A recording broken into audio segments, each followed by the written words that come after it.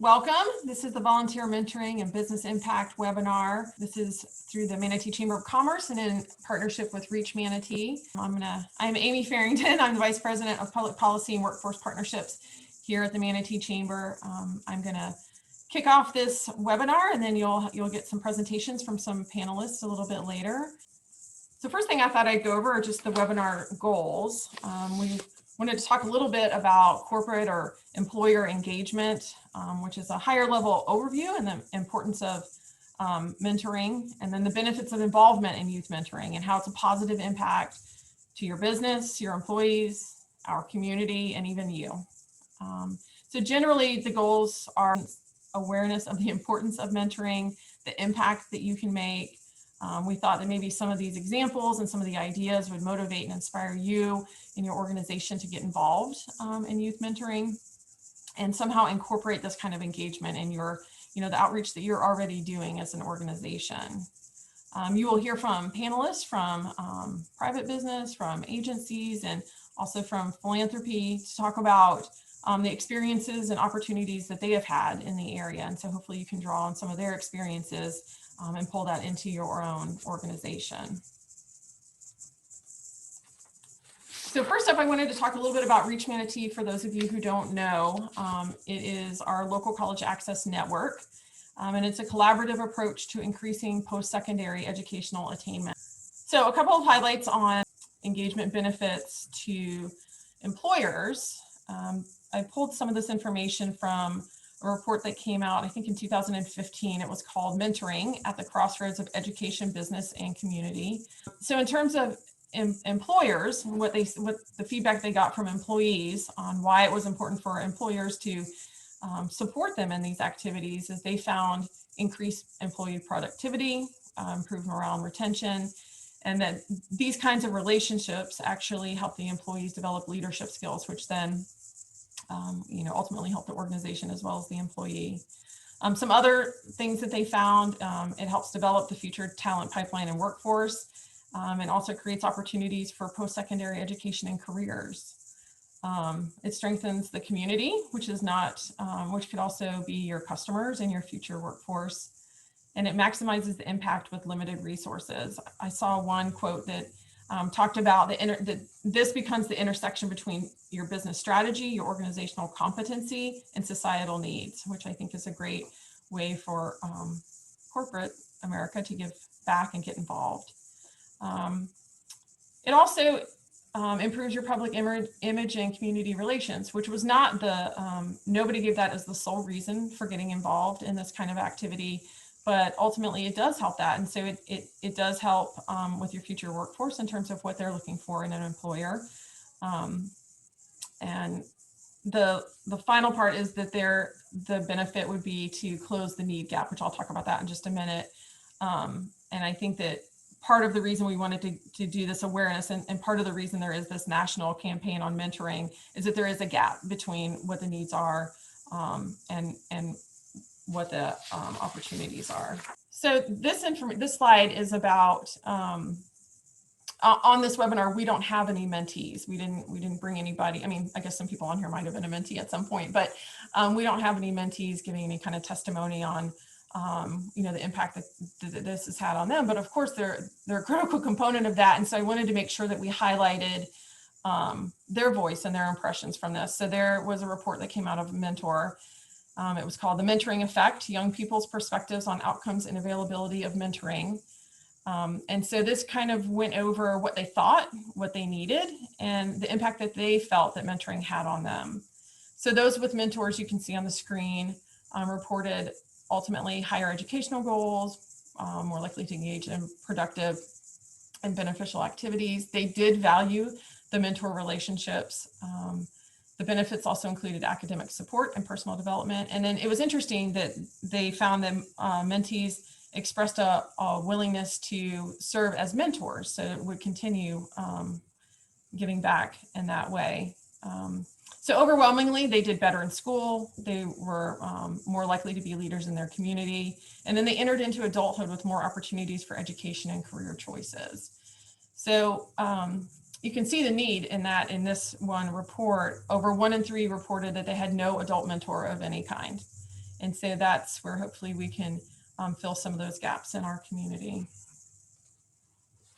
So one of the things I did want to point out before we go into the panelists is that mentoring is all different shapes and sizes. I think sometimes people think of the ones that are, an hour a week, every week for quite some time. And those do exist and they're very important, but that you can serve in a variety of different roles. So a lot of times you might already be working with an organization and be able to reach out in these ways to serve in, as a class guest speaker or job shadowing, which we do here at the Chamber.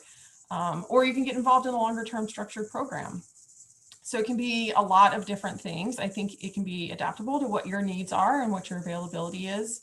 And you can serve in different roles as support and encouragement, as an advocate, motivation, career educational insights. Like I said, here at the Chamber, we do shadow days where we match up higher education students with local career professionals so that they can talk about, what's important in terms of career pathways and what they should be looking for in employment. We also do Project Teach, which is where we highlight different careers and the importance of first impressions to fourth graders. So that would be a way to do this kind of mentoring. And then we also do Big Bank Theory, which is a financial literacy program where we have volunteers in all the high schools to work with the high school students. So you'll hear some about how some of these panelists have partnerships in what they do and in local organizations. And so hopefully that gives you some ideas on how to get involved. So local opportunities, again, you'll hear from today's speakers and realize some of the opportunities that they've been involved in. You can ask organizations that you already work with. They might have some kind of opportunity like this that you're just not aware of. Your employees are a great resource. They're often involved and already volunteering, and so they could be a good opportunity to reach out to them to find out where their interests lie. And then also you can reach out to the Reach Manatee mentoring team. As you saw, many of the partners have mentoring programs that are in all different kinds of shapes and sizes, and they would be able to make connections. If not even with them, then they have outreach into the community and are aware of the other ways to leverage mentoring resources. So that would be a good opportunity. So I'm going to move to the speakers. These speakers are going to talk about their experiences as employers, as volunteers, and as leaders within the community. First up is Eleni Sokos. She is the Chief Executive of Sokos Social, which was founded in 2014. They build brands through creative storytelling in the digital age. She has served in a variety of capacities within the Chamber, also in the community, but I'll just speak to the Chamber. I met her originally in Leadership Manatee. She is a new board member for the Chamber, and she's going to talk about how her organization is involved in the community and her experience. Thank you so much, Amy. I am so glad to be here, and to all of you participants who are joining us today. I am very, I love giving back, and that's become a key principle of our company here at Sokos Social. The community helped build my business, it helped build our family's business, and those relationships that are so strong across Manatee County and the greater region are really built on supporting one another. At our company, Sokos Social, like Amy said, founded, it's our 7th year, and we focus on every aspect of marketing for our clients, businesses and organizations who think big, sound strategy, engaging content, stunning design. And a lot of our clients are nonprofits. So that's one way that we contribute to the community and put philanthropy at the top of our priority list every single day. So when it comes to participating in organized mentorship opportunities or things like the Chamber's Project Teach, other shadow programs, we absolutely just leap at any opportunity that comes up. And there's a few reasons why, as a business owner, I look at preserving the talent pipeline that Amy mentioned in one of the previous slides. It's so critical that from a young age, I and my team members can serve as role models for students, especially young girls who might not see themselves in professional roles in tech and communications and design. So we love the opportunity to serve as role models and potential leaders and help build up that talent pipeline. Absolutely. For our young team members, it's also a huge opportunity for them to build leadership skills, public speaking skills, relationship building, of course, as you're off-site at an event. In previous years before COVID, when we were getting to do mentorship and volunteering more face-to-face than via Zoom, there was so much opportunity for relationship building.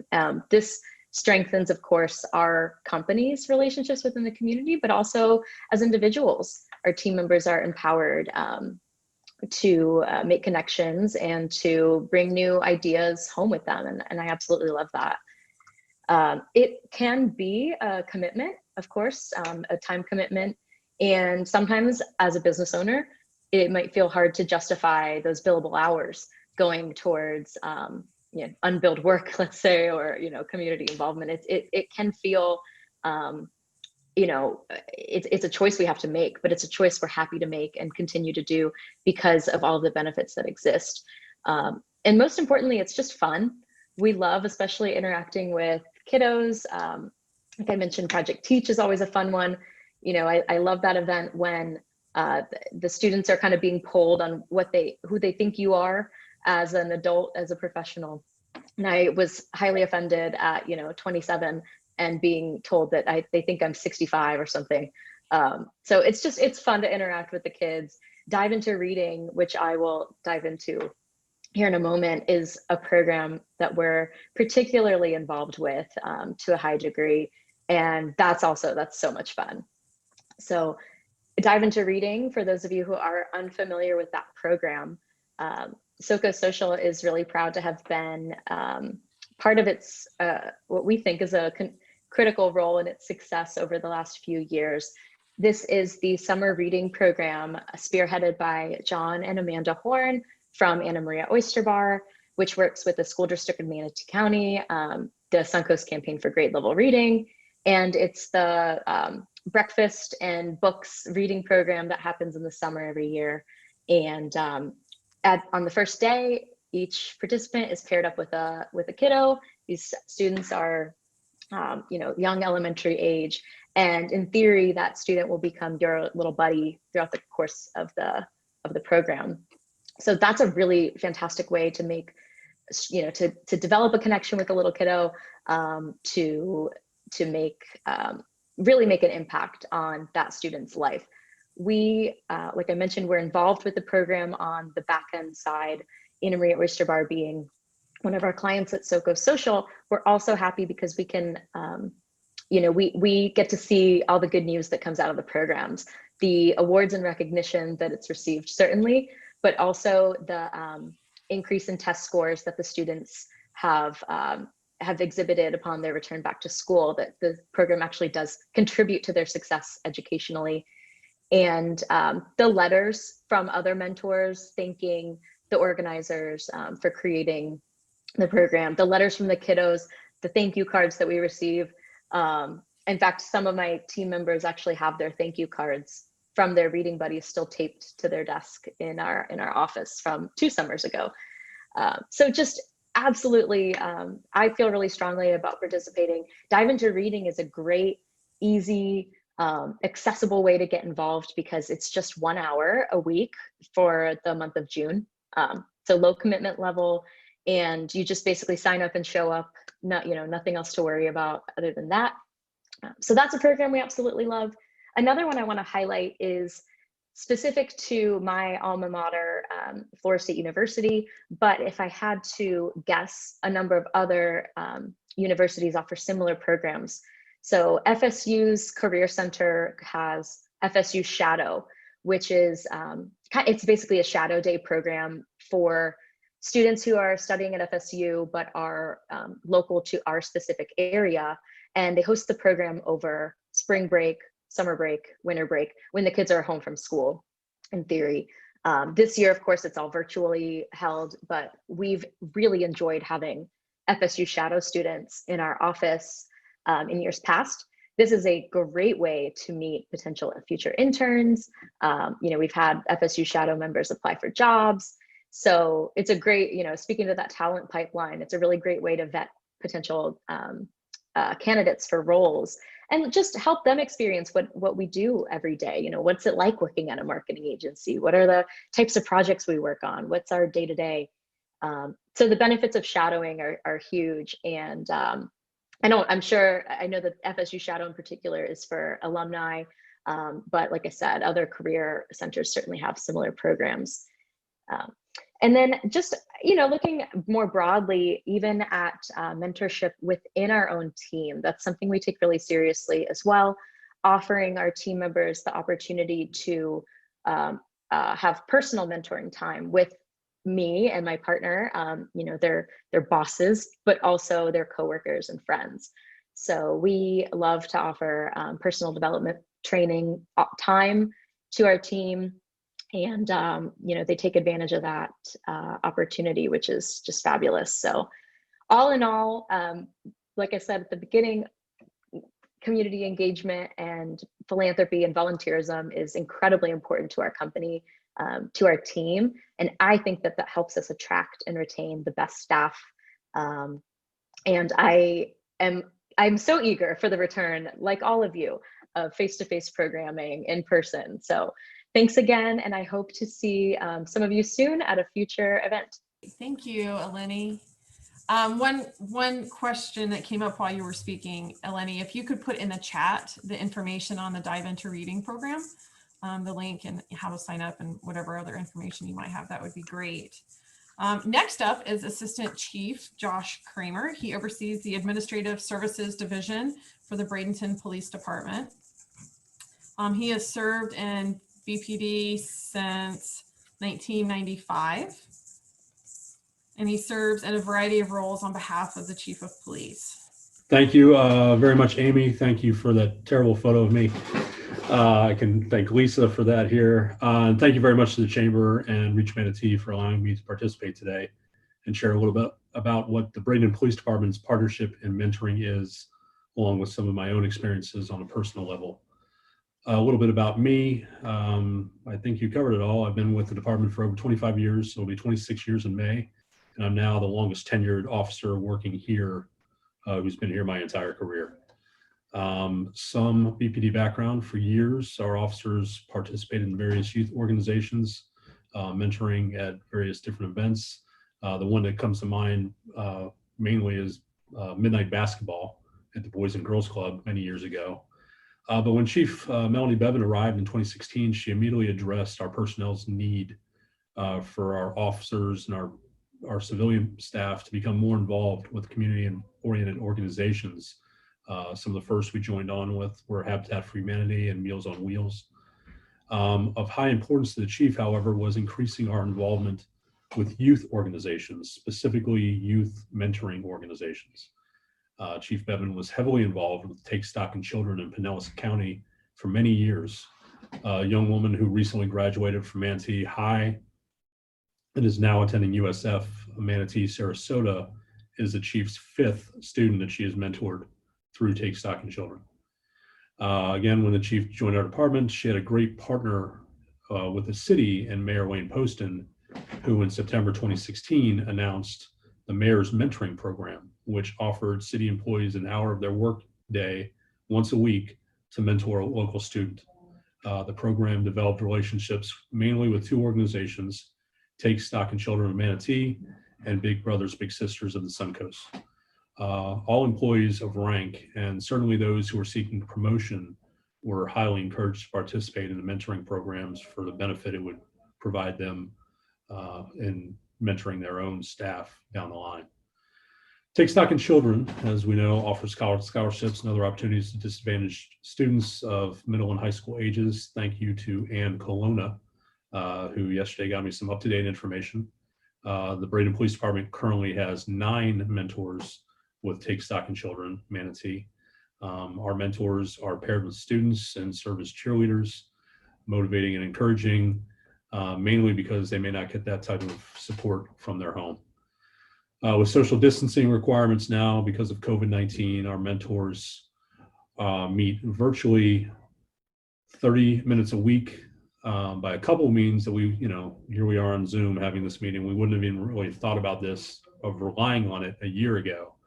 Option 1 is the Take Stock app, where the mentors can either chat or video chat.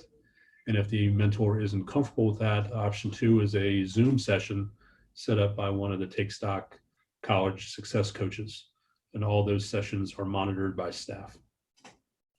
The other program our employees mentor with is Big Brothers Big Sisters of the Suncoast, who offer mentoring either in school or in the community. They also, in 2016, when we got involved, created the Bigs in Blue program, which was specifically geared towards introducing law enforcement officers as bigs. And thank you to Karen Gray, who I've known my entire time with Big Brothers Big Sisters as their community service coordinator, for getting me info this week. We currently have 4 bigs in a match with a little and 2 pending a match. And one of those bigs in a match is me. And my little is named Elijah. And if you could pop up that photo, I'd appreciate it. He is a 4th grader at Imagine North Manatee.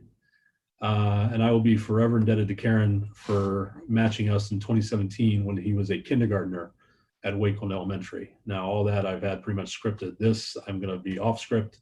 I hope to keep my bearing and not get too emotional. Elijah has been a fantastic young man. He's developing into a young man, even though he's in 4th grade. And that is because he is mainly the only male figure in his household. His mom is a single mom.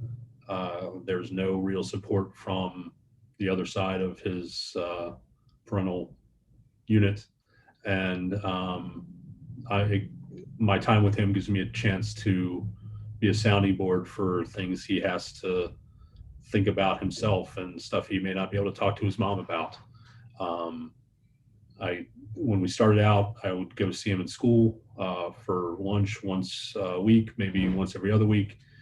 With COVID, obviously, it's not really possible right now. So I see him a lot outside of school. But we get to talk about him and what he's got going on. If he has a good day at school, he'll call and give me an update. If he has a bad day at school, his mom will call and say, you need to talk to him. And his mom and I have a great relationship. I've been blessed to do everything with them that I can. One thing for me that was very important was having good communication with his teachers.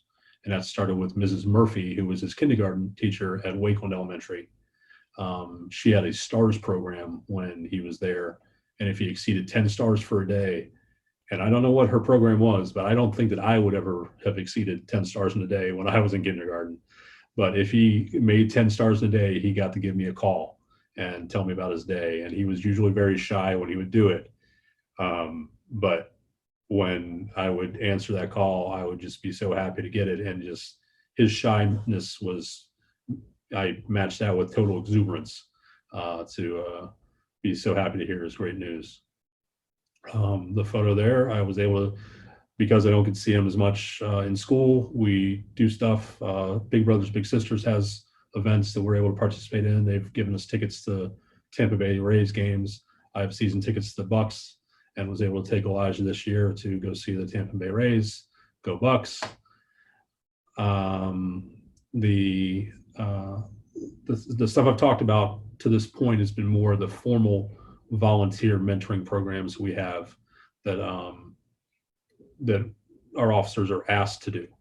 One thing that I signed up to do when I started here, shortly after being a rookie and getting trained enough by my field training officers, was to become a field training officer myself. And within our department is really the first line supervisor, but also you train someone to do the job because it's life and death in a lot of situations. But because of that bond you create, you really become a mentor for those officers for the rest of their careers. I certainly look out for everyone I ever trained and try to be there for them. And they know they can come to me, and I know I can go to them and talk to them if they're having a little bit of issues or whatever. But likewise, along the way, I had many supervisors who helped me out, sergeants and lieutenants in my career that showed me the techniques about their jobs. One thing unique to our agency, well, not really our agency, but government, is the DROP program, deferred retirement. I have an expiration date of my career here with the department, which is July 31st, 2022 or earlier if I choose to leave before. The idea of the DROP program really was to train your replacement. It's also almost instant automatic succession planning that really needs to go into place. And that's what I've tried to do. There are a lot of people who just use it as a cash grab.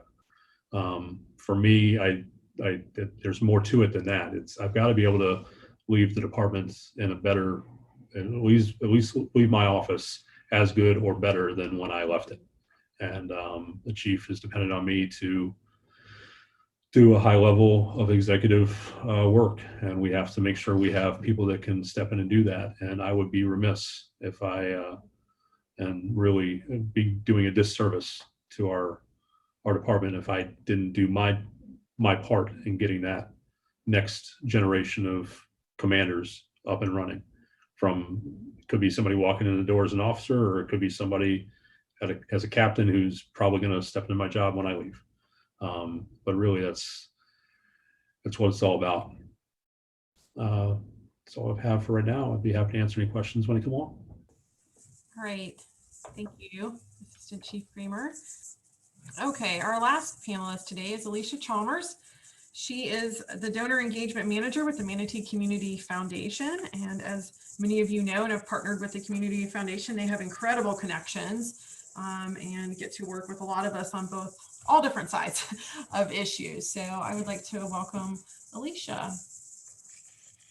Hello, everyone. Thanks for having me today. Thank you to Amy with the Chamber and Reach. It's a pleasure to be here representing my colleagues.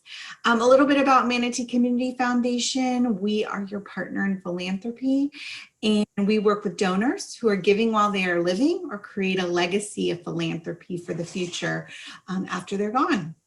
We get to work with nonprofits through trainings and through strengthening. We offer grants, scholarships, and we work with the community to be a resource, a support, and a leader.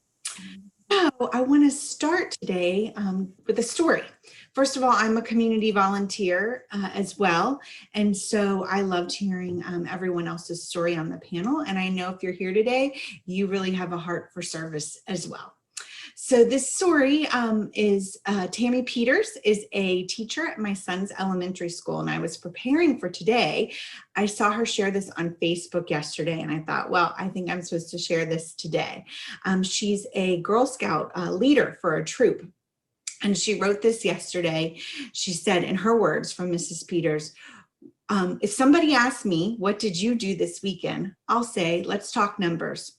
105 girls enjoyed a day at camp, while 20 plus adult volunteers made it all work so that Girl Scouts were able to clear 3.3 miles of trails to an island at camp, handcraft 2 benches for a fire circle, make 50 blessing bags for the homeless with notes of encouragement, fill 4 boxes with treats and cards for military serving overseas in the Middle East, make birdhouses for seniors to watch outside of their retirement home, create 40 Valentine crafts and hundreds of birthday cards for seniors, make 42 toys for shelter animals, retire 30 tattered and torn USA flags, paint 80 kindness rocks, and still have time to kayak, do archery, and spend time with friends.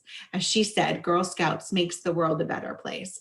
So I thought, wow, what a great example of mentoring and volunteering, because the most important part of her statement was 20 adult volunteers made it work for 105 girls. So speaking of volunteering, an estimate from the independent sector estimated in 2019 that volunteers contributed $187.7 billion with a B worth of service.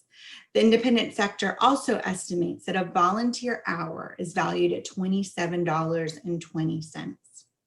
The Chronicle of Philanthropy stated in an article in early January that corporate and philanthropy priorities are evolving since so many are working from home. And what that means is, if you are at the office and you want to do a food drive or a can drive, it's a little harder to do now that they're working from home, but there's so much more flexibility. The Chronicle of Philanthropy also noted that small and mid-sized companies offer a flexible approach and tend to favor local ways to volunteer and support charities.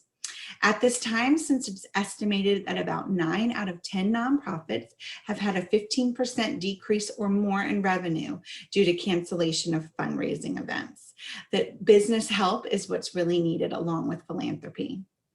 Also to note, and I know that Assistant Chief Kramer noted this, what's really kind of a trend that was happening pre-COVID and we're still seeing now is volunteer time off, also known as VTO. It's basically paid time off or time during whatever your workday is. It's a benefit where you can go serve. You're seeing this as an office corporate culture. Apple does this locally, Kohl's does this, and Home Depot, where you can submit if you have a volunteer opportunity, you can submit and they'll send a team to help you with whatever volunteer effort you're trying to do. Or this can be offered as an employer to your employee as something to do. I can speak for Manatee Community Foundation, is that is a part of our corporate culture, thanks to the leadership of Susie. And this summer I was able to be a dive into Reading Mentor, which Eleni mentioned. It was really wonderful. And I've been able to volunteer at my son's school, pre-COVID, of course, and in Embracing Our Differences reader. So VTO, volunteer time off, is really definitely a trend with employers and employees.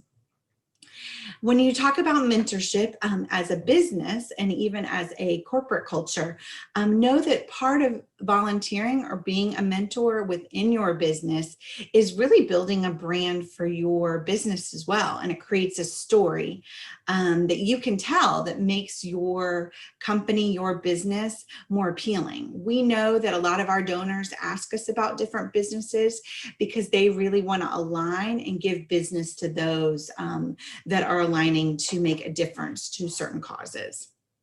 We all know that what each of us has to give is our time, talent, and treasure. And so specifically with mentorship, we all have time and talent.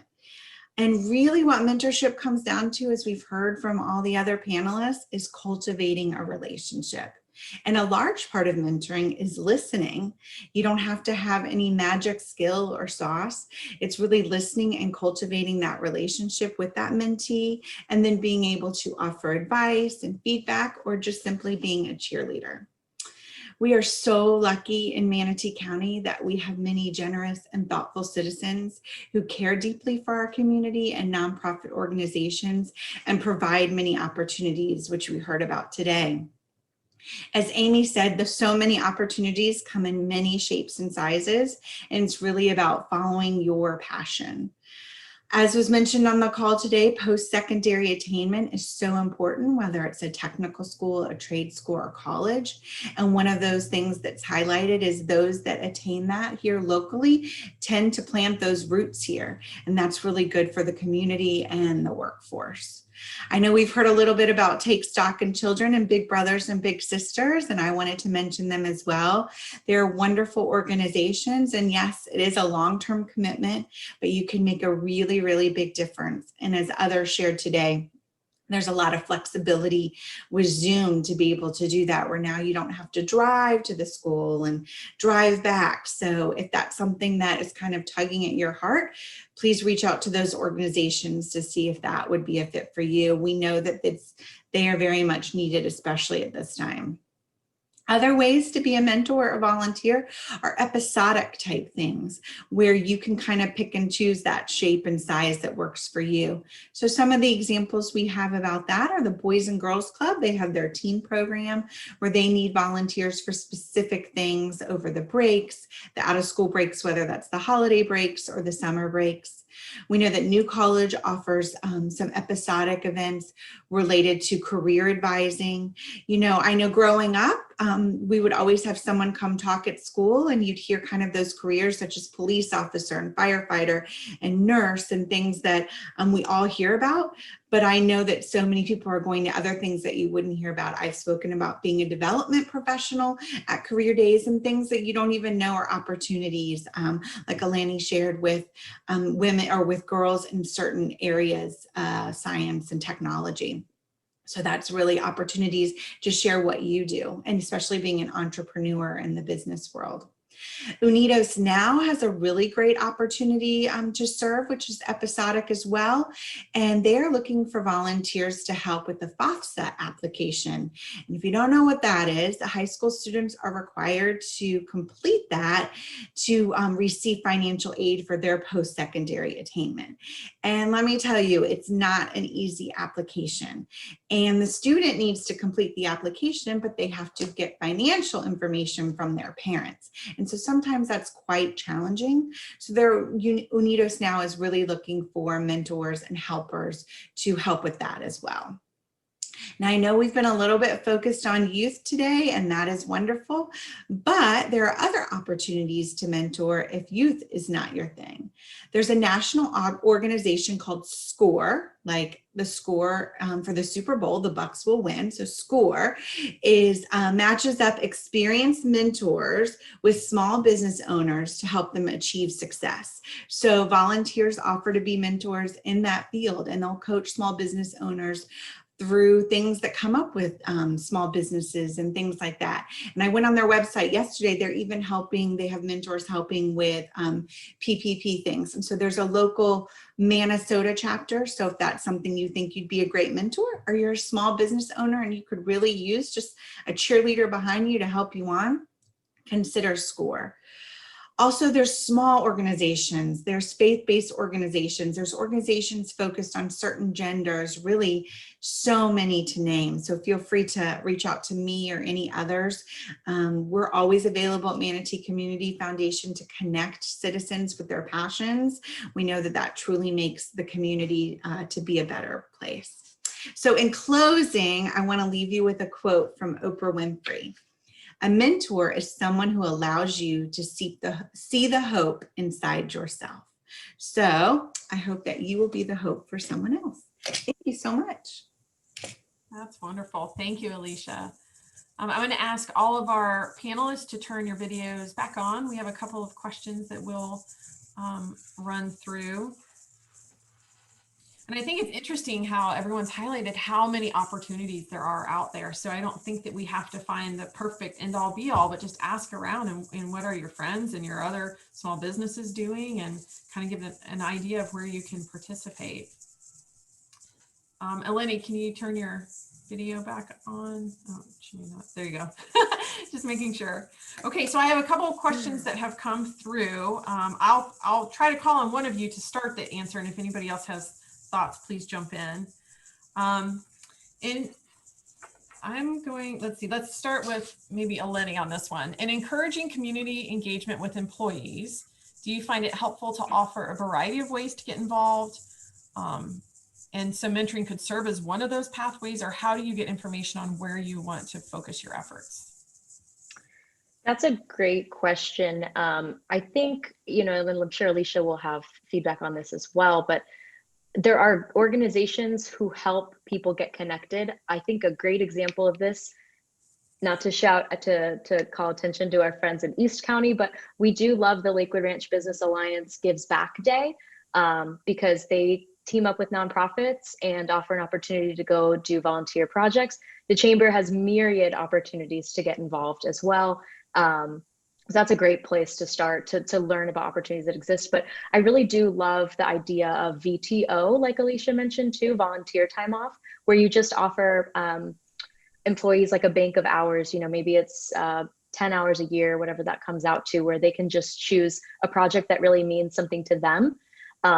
Something that we tried for the first time this year, in lieu of client gifts, we offered our employees a bonus that they could donate to the nonprofit of their choice.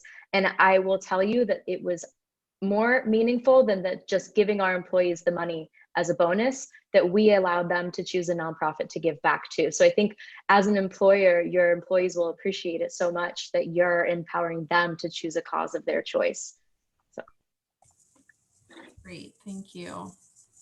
Josh or Alicia. Josh, I know that you have a little bit more structured approach. So how do you decide which organizations to get involved with? For the most part, it was really just for the outside programs. It was those two. It was Take Stock and Big Brothers Big Sisters. However, We're deeply involved with many church organizations and other community organizations, and for more one-offs, specific events that they may have, that we will send a flood of officers to help out with. That happens. Well, it used to happen usually multiple times a month. A little bit fewer than that right now. Right. So that kind of leads in actually to the next question, which maybe is probably one for you to answer as well. Do you offer opportunities for area organizations to come in and present to employees, or how can they get the information, or maybe even before you, to consider working with them? We do, certainly. And I'll put my email address in there if anyone wants to reach out to me. We try to get the basic information, talk to them to see what they want to do, how long the presentation is. We ask it to be about 10 to 15 minutes. And then if they can come to sort of all of our squad meetings, which for us, since we're on like an A-B rotation, would be over really a 2-day span. So they came Tuesday this week, and then Tuesday next week, they would touch literally all of our officers. And then we just would ask our other support personnel to come in to one of those meetings to try to get whatever that information is. But anyone who wants to present, and that's really for anything, we are more than happy to have people in for that.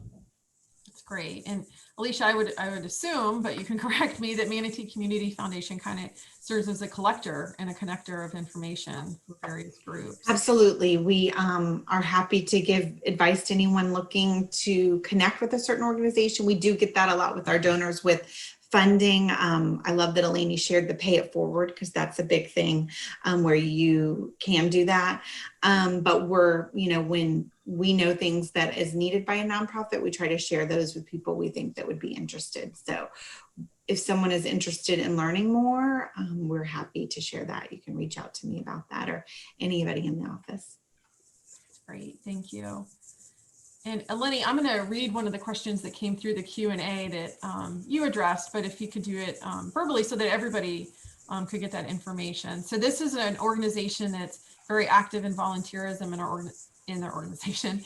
They're small but mighty, and they need to grow. And we talk about how this affects their workforce, and our mentoring can actually build our future workforce. But how do they use their involvement in the community to build their current workforce? And so how do we incorporate or share our story to be able to attract more applicants? So how can they say, this is what's important to us, these are our values, and then pull in people who find that attractive as applicants? So Eleni, if you want to address that. Sure. I love the question, because social media is a natural avenue for telling these stories. We always preach, show it, don't tell it. And using photos is the best way to do that. Moreover, is you're looking at a millennial, and really Gen Z is our next future employment, or future workforce. Those individuals are so used to using social media, and they will, if there's a job that they're interested in applying for, they will look at the company's social media. And it's great for them to be able to see examples of your volunteerism. You can make the caption something like, oh, our team loves giving back. It's so important to us. Our company has values. And then you can also add in the comment section a link to your job postings page. That's a great way to always incorporate that call to action. And those posts where you're showing people doing things, that's the most likely for you to get great engagement and reach on your social media anyway. So kind of a win-win.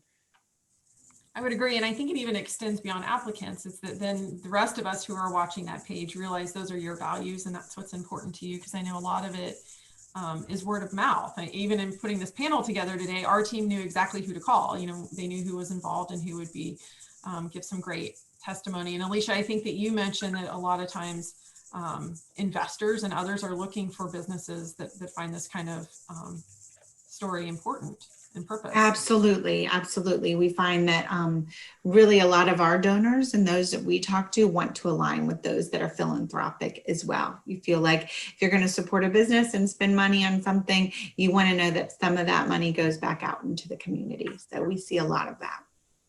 That's great. Thank you. Okay, I have one last question, but I'll just remind everybody who's on this that this is your opportunity to type in any question that you have in the Q&A. I've noticed a lot of information in the chat, so we'll save that at the very end. So this is to any of you. What is one best piece of advice as an employer starts to think about this kind of engagement? What's the one piece of advice you would give them?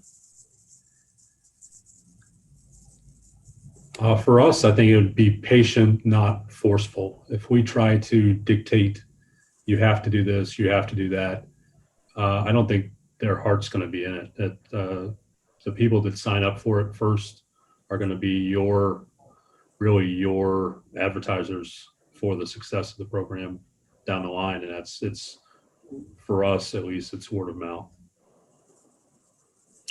I would say not arriving with the answer. So I would say poll your employees about where their hearts are at, where they want to serve, and try to be able to create a culture around all of those activities.